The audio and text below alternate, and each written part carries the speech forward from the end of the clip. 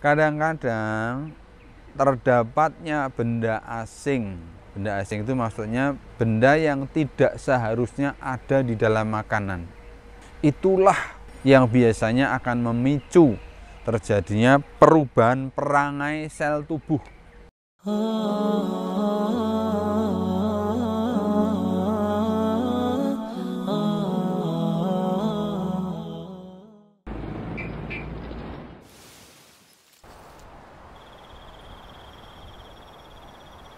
Assalamualaikum warahmatullahi wabarakatuh, sahabat sekalian. Jumpa lagi dengan saya Dr. Sagiran. Kali ini pembahasan khusus tentang makan minum, hubungannya dengan perubahan pola metabolisme tubuh.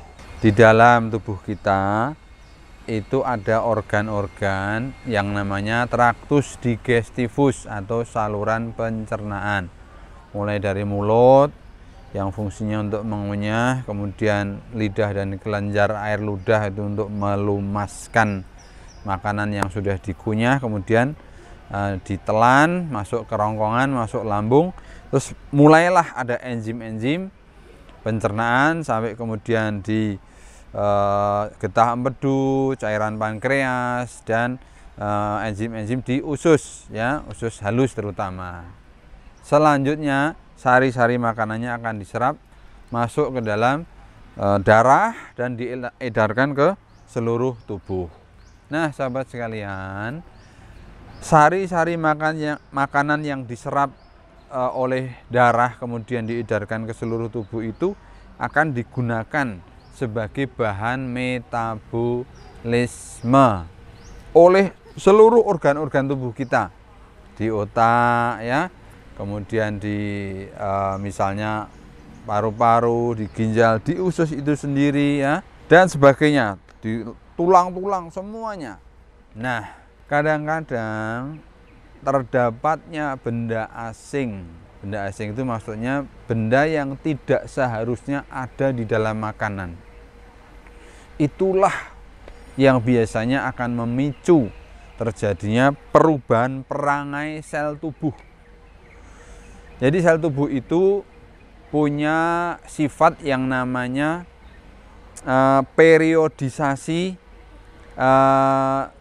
pembelahan sel. Jadi kalau misalnya contoh yang mudah dipahami adalah kulit. Jadi kulit kita ini punya periodik tertentu yang nanti kulit arinya kemudian ngelupas. Bagian lebih dalamnya kemudian naik gitu, ya. Terus nanti ngelupas lagi. Terus begitu.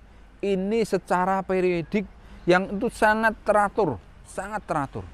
Tidak pernah tidak teratur, karena kalau tidak teratur mesti bermasalah. Ya, sejak bayinya lahir sampai kemudian remaja, dewasa, tua, ya seperti itu.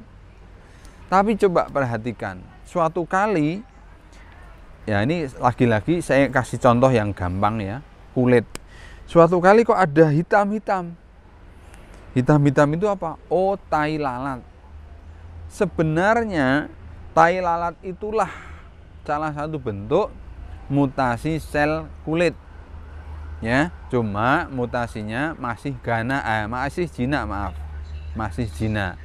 Nah, di sini di tai lalat itu sel-selnya tidak berkembang, tidak membelah, tidak mengelupas, ya, seperti halnya sel kulit normal.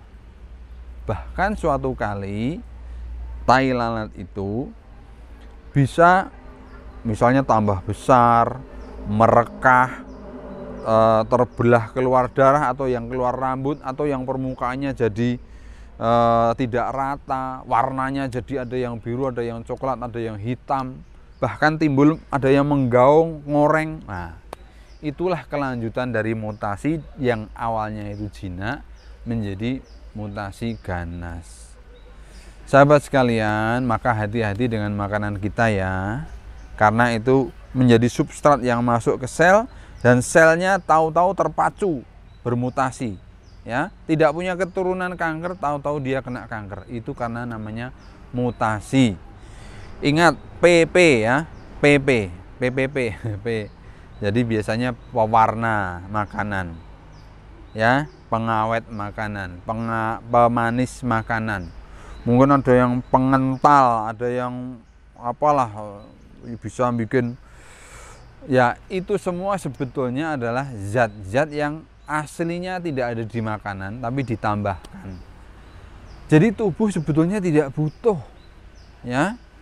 Ya beruntung kalau tubuh kemudian disensor, kemudian dikeluarkan gitu.